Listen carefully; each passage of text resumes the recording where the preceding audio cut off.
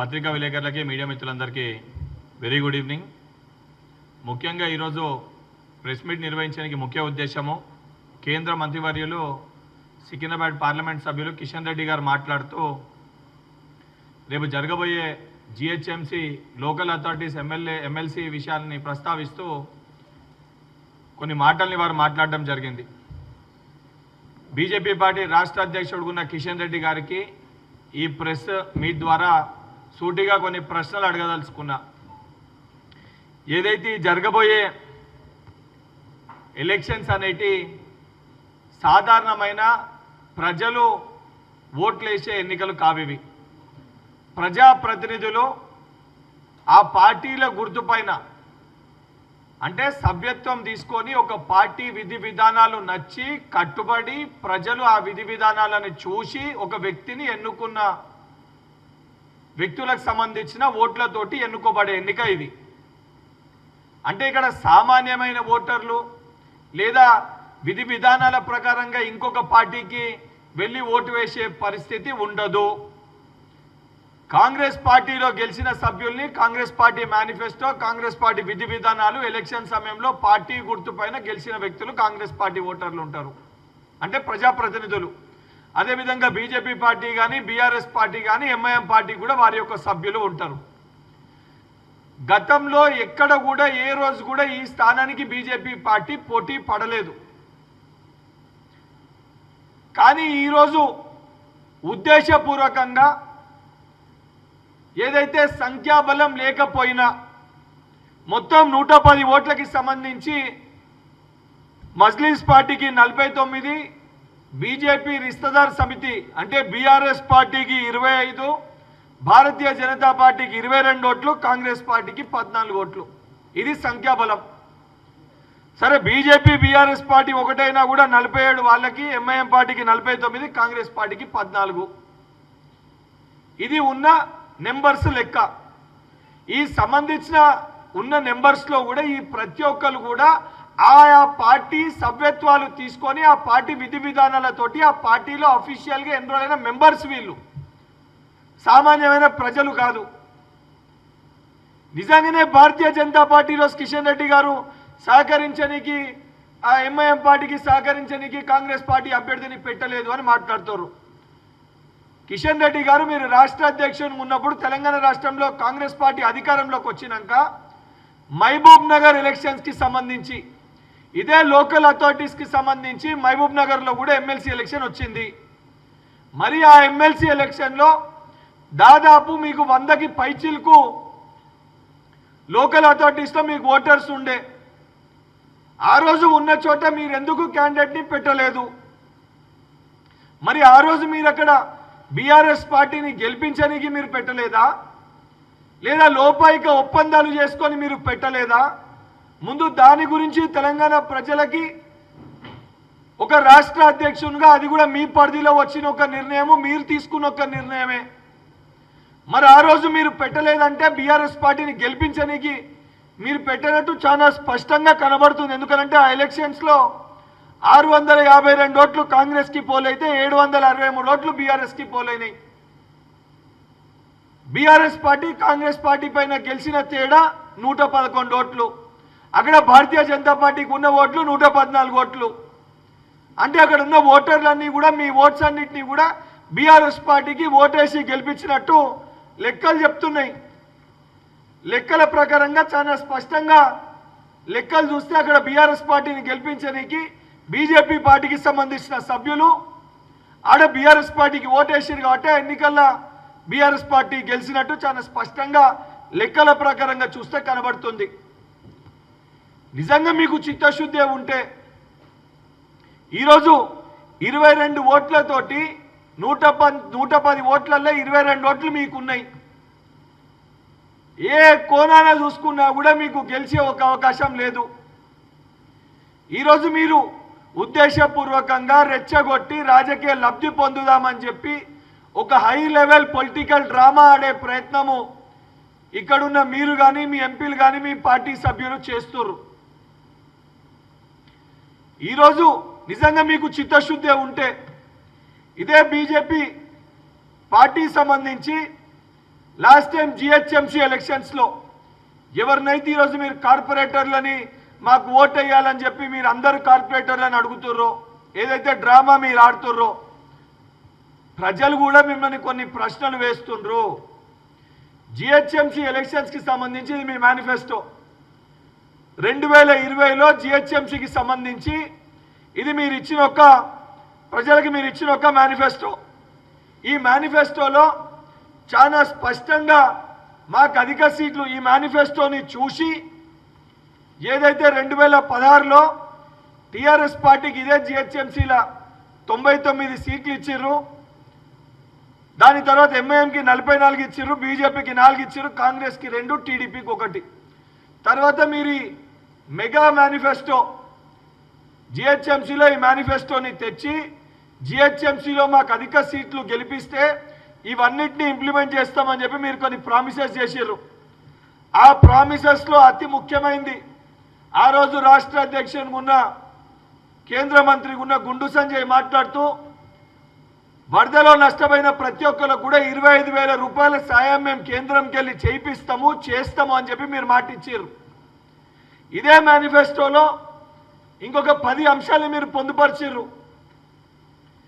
Musi river front development, జిమ్స్ని, swimming పూల్స్ని కట్టిస్తాము, ఏ డివిజన్లో మాకు గెలిపిస్తారో ప్రతి డివిజన్కి 4 శ్మశాన వాటికల్ని కట్టిస్తాము, ఓల్డ్ సిటీకి స్పెషల్ ప్యాకేజ్ని ఇస్తాము, దానితో పాటు స్ట్రీట్ వెండర్స్కి అందరికీ హెల్త్ ఇన్సూరెన్స్ కడతాము, ఆటో డ్రైవర్లకి 7,000 రూపాయల సంవత్సరానికి ఆర్థిక సాయం చేస్తాము, 0 లోన్స్ ఇస్తాము, స్ట్రీట్ వెండర్స్కి 1,00,000 ఇల్లు కట్టిస్తాము, ఏదైతే 100 యూనిట్ల ఫ్రీ కరెంట్ ఇస్తాము, మెట్రో కారిడోర్ ఇస్తాము, ప్రతి జంక్షన్లో కూడా ఫ్లైఓవర్ కట్టిస్తామని చెప్పి ఇట్లా సుమారు ఒక 50 నుంచి 70 హామీలు ఇచ్చిర్రు ఇలా మీ మేనిఫెస్టోలో. ఈ ఏ ఒక్క అంశాన్ని కూడా కిషన్ రెడ్డి గారు మీరు ఇక అయితే ఇదే సికింద్రాబాద్కి వెళ్ళి మీరు ప్రాతినిధ్యం వహిస్తున్నారు. గతంలో కూడా మీరు టూరిజం శాఖ మంత్రిగా ఉండే ఈరోజు కూడా మీరు కేంద్ర మంత్రిగా ప్రాతినిధ్యం వహిస్తున్నారు. మరి నువ్వు ప్రాతినిధ్యం వహించే సికింద్రాబాద్ పార్లమెంట్కి ఎన్ని నిధులు తీసుకొచ్చినావు, మరి ఎన్ని జంక్షన్లలో ఫ్లైఓవర్లు కట్టించినావు, మరి మేము ఇచ్చే ఉచిత కరెంట్కి కేంద్రంకి వెళ్ళి ఎన్ని నిధులు తీసుకొచ్చినావు, మూసి పునర్జీవానికి ఎన్ని నిధులు తీసుకొచ్చినావు, లేదా మెట్రో కారిడార్ ఎక్స్పాన్షన్కి సెంట్రల్కి వెళ్ళి ఎన్ని ఫండ్స్ తీసుకొచ్చినావు, దానిపైన చెప్పాల్సిన బాధ్యత మీ పైన ఉంటుంది. ఆ అంశాల్ని ప్రస్తావించకుండా గతంలో జైపాల్ రెడ్డి గారు సెంట్రల్ మినిస్టర్గా ఉన్నప్పుడు కేంద్రానికి వెళ్ళి ఇదో మెట్రోకి సంబంధించి ఆ రోజు ఫండ్స్ తీసుకురావడం జరిగింది.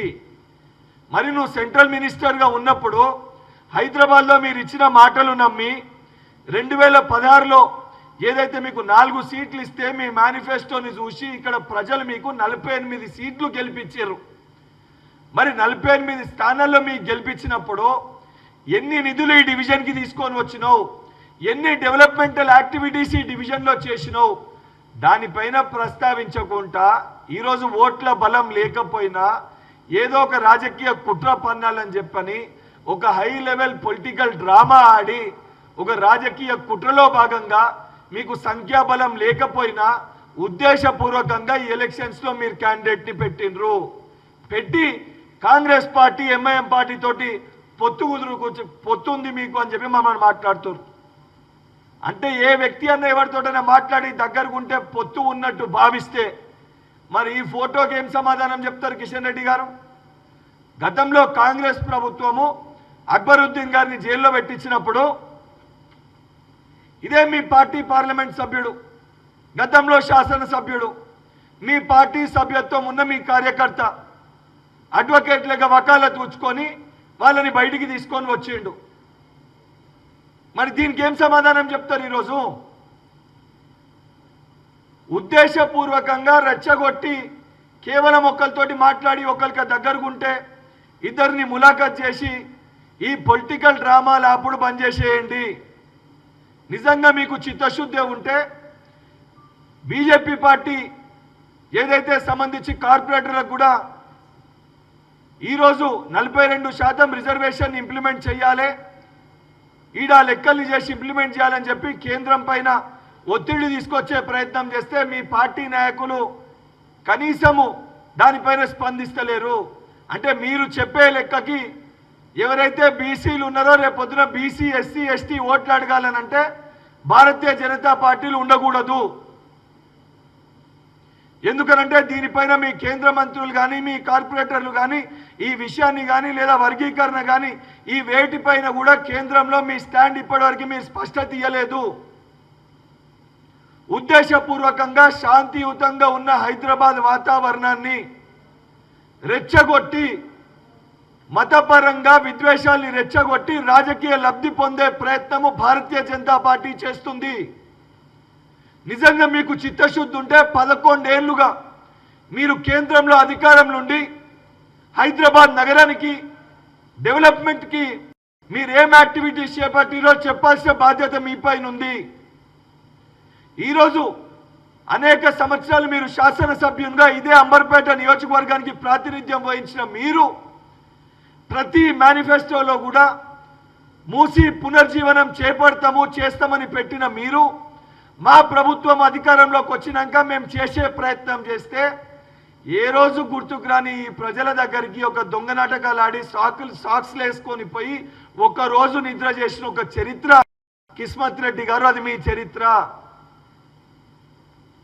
ఈరోజు ఈ పొలిటికల్ డ్రామాల మాట్లాడడం బంద్ చేసి ప్రజలకి మీరు చేసిన డెవలప్మెంట్ యాక్టివిటీస్ పైన చర్చ పెట్టాలి. అట్లా కాకుండా ఇటువంటి యొక్క డ్రామాలను ఆడితే తెలంగాణ ప్రజలు, హైదరాబాద్ ప్రజలు మీరు చెప్పే మాటలకి, మీరు చెప్పే అబద్ధాలకి, మీరు చేసే డ్రామాలకి ఎవరు కూడా మిమ్మల్ని రేపు పొద్దున కనీసము మీరు ఏదైతే రాజకీయ కుట్రతోటి ఏదైతే మాకు లాభం చేకూరుతుంది దీన్ని మేము వాడుకోవచ్చని మీరు ఆలోచించి ఈ స్టంట్ ప్లే చేస్తుర్రో, మీకున్న సంఖ్యాబలం అన్నా మీ ఓట్లు పడతాయా పడయా ముందు దాన్ని చూసుకోండి. మీ సొంత పార్టీలో ఉన్న ఏకైక ఎమ్మెల్యే మీరు కండక్ట్ చేసిన ఒక మీటింగ్ కూడా వచ్చే పరిస్థితి లేదు.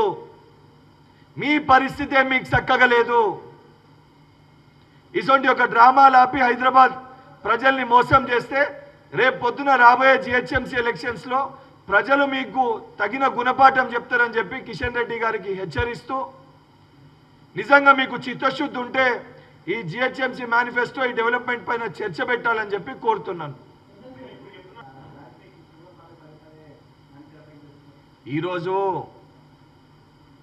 అఫీషియల్ యాక్టివిటీ ప్రోగ్రామ్స్లో దేంట్లోనున్న హైదరాబాద్ పార్లమెంట్ పరిధిలో మా ముఖ్యమంత్రి గారు వెళ్తే ఇద్దరు బాయి అని చెప్పి అఫీషియల్ ప్రోగ్రాంలో ముఖ్యమంత్రి హోదాలో వీరు, ఎంపీ గారు హోదాలో వారు వెళ్ళినప్పుడేమో మమ్మల్ని తప్పుపడతారు. వారు క్లియర్ కట్గా ఇంత క్లియర్గా ఏదైతే ఆ రోజు ఇదే కాంగ్రెస్ పార్టీ వారు చేసిన వ్యాఖ్యలకి వారిని జైల్లో పెడితే వారు దానికి బెయిల్ ఇప్పించి వారి తరఫున వకాలత్ పుచ్చుకుంటే దాన్ని వృత్తిపరంగానే మాట్లాడవచ్చు. అదే ఒక సీఎం గారు ఒక ఎంపీ గారి దగ్గర మీటింగ్ పెడితే ఇద్దరు ములాఖత్ అయ్యారు, ఇద్దరు మిత్రులు అని చెప్పి మాట్లాడతారు. ఏదైనా విషయాన్ని ప్రస్తావించినప్పుడు ఏదైతే మా పైన ఏలెత్తి చూపించేటప్పుడు వారి పార్టీలో సభ్యులు వారికి ఏ రకంగా వారితోటి సఖ్యత ఉందో ఆ అంశాన్ని దృష్టిలో పెట్టుకొని మాట్లాడితే బాగుంటుంది.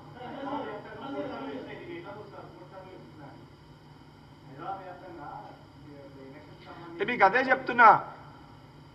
ఈరోజు నిజంగా కిషన్ రెడ్డి గారు ఏదైతే పదే పదే వాళ్ళకి ఓట్లు వేసి దీనికి ఓట్లేండి హిందువులకి సపోర్ట్ చేస్తా అంటే ఈరోజు నేను కూడా అడుగుతున్నాను, నిజంగా రేపు పొద్దున బీజేపీ పార్టీలో ఉన్న బీసీ కార్పొరేటర్లు, ఎస్సీ ఎస్టీ కార్పొరేటర్లు కూడా భారతీయ జనతా పార్టీకి ఓటు వేయొద్దు. ఎందుకంటే 42% బీసీలకు రిజర్వేషన్ కల్పించాలని చెప్పి మనం కేంద్రం పైన ఏదైతే అన్ని బీసీ నాయకులు ఢిల్లీలో మీటింగ్ పెడితే వీళ్ళు ఒక్కరు కూడా మీటింగ్కి హాజరు కాలే. ఆ మీటింగ్కి హాజరు కానప్పుడు బీసీలకి 42% రిజర్వేషన్ ఇచ్చే అంశం పైన వీళ్ళు ముందుకు రానప్పుడు రేపు పొద్దున ఇదే కార్పొరేటర్లు ఈరోజు బీజేపీ పార్టీ క్యాండిడేట్కి ఓటేసి ఏ రకంగా ప్రజల్లోకి పోయి ఎస్టీ ఓట్లు అడుగుతారని నేను కూడా ప్రశ్నిస్తున్నా.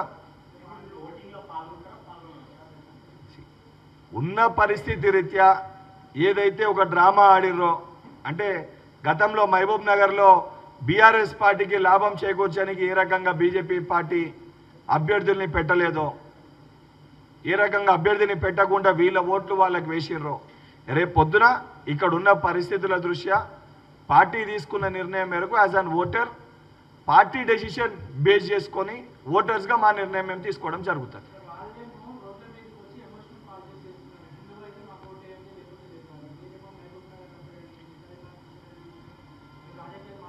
ఇప్పుడు నేను అడిగేది కూడా అని అడుగుతున్నా, ఈ 25,000 వరద నష్టం హిందువులకి వర్తించదా? హిందువుల ఇల్లు కొట్టుకోబోలేదా? ఇది కూడా వాళ్ళు ఇచ్చిన హామీయే కదా.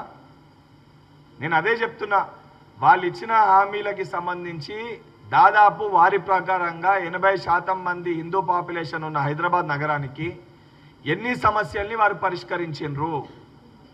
లేదా ఇదే కిషన్ రెడ్డి గారు మరి ప్రతి సమయంలో ప్రతి సందర్భంలో ఈరోజు ఏదైతే నేను ఎమ్మెల్సీగా ప్రాతినిధ్యం వహిస్తున్న ఇదే అంబర్పేట నియోజకవర్గంలో మరి మైనారిటీ సోదరులకి సంబంధించి అనేక హామీలు అనేక సందర్భాల్లో వాళ్ళ ఇంట్లో వెళ్ళినప్పుడు కూడా వాళ్ళ ఇంట్లో వెళ్ళి భోజనం చేసిన సందర్భాలు కూడా ఉన్నాయి.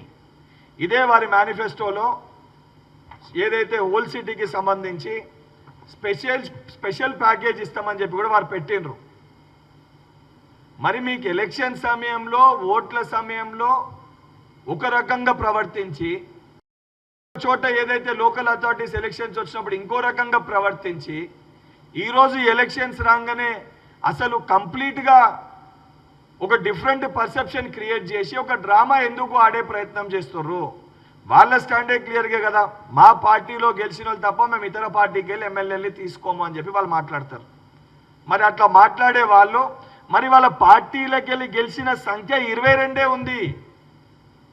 మరి 22 ఉన్నప్పుడు ఇతరులకు ఎట్లా అప్పీల్ చేస్తారు? ఓట్లేమని అప్పీల్ చేయడం కూడా తప్పే కదా ప్రజాస్వామ్యం. ఇప్పుడు వాళ్ళు అడిగేది సామాన్యమైన ఓటర్లకు సంబంధించిన ఎలక్షన్ కాదు కదా ఇది. ఇప్పుడు ఒక కాంగ్రెస్ పార్టీ సభ్యుడు ఉన్నాడంటే నేను పార్టీ సభ్యత్వం తీసుకొని నేను పార్టీలో ఒక మెంబర్ని, అంటే పార్టీ విధి విధానాలతోటి ఆ ఒక స్ట్రక్చర్లో నేను ఉన్న ఒక అఫీషియల్ మెంబర్ని. వారి యొక్క విధానమే తప్పు. వారు మాట్లాడలే మాటలకి వారిలో చెప్పే విషయాలు కాంట్రడిక్టరీగా ఉన్నాయి. ఇది కేవలము ఒక పొలిటికల్ డ్రామా ఆడే ప్రయత్నమే. ఆ రకంగా కాకపోతే కిషన్ రెడ్డి గారు ఈ అన్ని విషయాల గురించి మాట్లాడి వీటన్నిటి గురించి క్లారిఫికేషన్ ఇస్తే 100% మేము కూడా దానిపైన రేపు పొద్దున ఎలక్షన్ తర్వాత సంపూర్ణ స్పష్టత ఇస్తాం.